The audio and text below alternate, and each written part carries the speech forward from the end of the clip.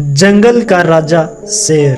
राजा सुनने में कैसा लगता है, जैसे कि वह पूरे देश का मालिक हो। सो दोस्तों, आज हम उसी जंगल का राजा अर्थात शेर के लाइफ स्टाइल के बारे में पूरी जानकारी 1 बाय 1 करके जानेंगे कि एक सबसे ज्यादा शक्तिशाली जानवर कैसा आतंकी, जो कि सिर्फ उसके दहाड़ मात्र से सारा जंगल कांप उठते हैं, लेकिन जब वृद्ध हो जाते हैं तो वह स्वयं आत्महत्या कर लेते हैं। यह सिर्फ शेरों का ही नहीं बल्कि मनुष्य को भी उससे ज्ञान प्राप्त करना चाहिए कि एक समय में कैसा आचरण करना चाहिए। वैसे ठीक उसी प्रकार दूसरा पहलू भी वृद्ध का सामना भी करना ही पड़ता है। सो दोस्तों, बिना लेट के हुए चलते हैं अपने टॉपिक की ओर, जो कि काफी महत्वपूर्ण जानकारी प्राप्त होने वाले हैं।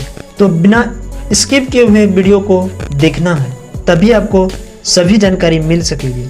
सो दोस्तों, मैं हूं बीके और आप देख रहे हैं interesting channel BK knowledge TV.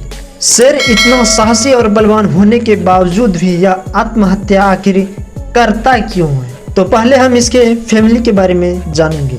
शेर जंगल में जो रहते हैं या पूरे फैमिली के साथ में रहते हैं, जैसा हम लोग रहते हैं ठीक उसी प्रकार उसमें 10-15 शेर शेरनी मिलकर जीवन यापन करते हैं, जिसमें 4-5 शेर रहते हैं और बाकी जो 10 बजते हैं उधर शेरनी रहते हैं। इस पूरे झुंड में मिलजुल कर सभी जीवन यापन करते हैं, ठीक उसी प्रकार जैसे हम लोग फैमिली मेंबर लाइफ स्टाइल जीते हैं। लेकिन इसमें जो शिकार करने वाला शेरनी रहता है, सिर्फ या मादा शेरनी ही शिकार करते हैं, कोई नर शेर नहीं करता।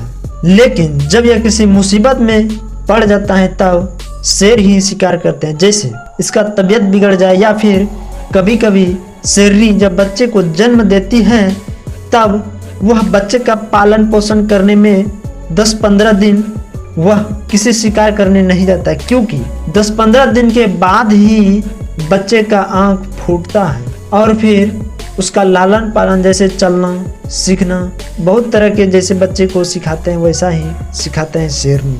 और जब वह कुछ हफ्ते तक बड़े हो जाते हैं तब उसके बच्चे झुंड के साथ में ही चल देते हैं, जिससे कि उन्हें सभी जानकारी मिल सके। और जब वह सभी जानकारी प्राप्त कर लेते हैं, जैसे शिकार करना, कैसा रहना, कैसा झुंड में चलना इत्यादि, तब वह बच्चे भी शिकार करने लगते हैं। और जब शिकार करने लगता है तब मादा शेरनी की सहायता करने में चला जाता है, जैसे शिकार करना इत्यादि।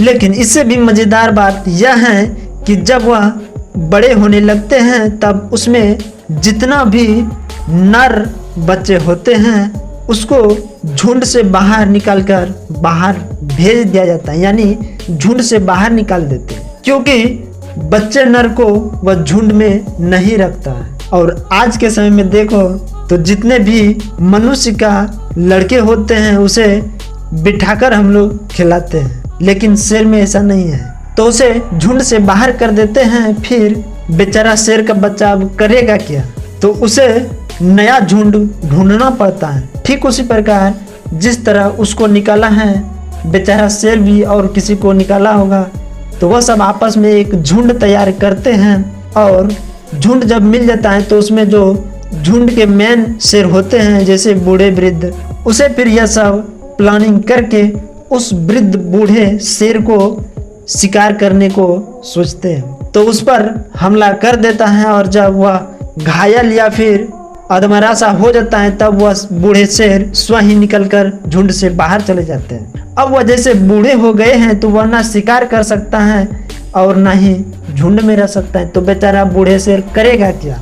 तब वह मरा हुआ शिकारी किसी तरह से मिलता है, अधिकतर तो नहीं मिलता है क्योंकि मरा हुआ जानवर जल्दी में मिलता ही नहीं। तब वह 15 दिन, महीना दिन, किसी दिन मिल जाता तो ठीक है, फिर भूखे रहते रहते वह स्वयं ही आत्महत्या कर लेता है। तो यही शेर एक दिन बहुत बलवान और ताकतवर था, जो कि उसके दहाड़ से पूरा जंगल कांप उठता था। लेकिन वही वृद्ध बूढ़े शेर अब आत्महत्या करने को तुले हुए हैं। तो इस वीडियो से थोड़ा भी सीख मिले हो तो चैनल को सब्सक्राइब कर दीजिए। मिलेंगे अगले वीडियो में, तब तक जय हिंद जय भारत।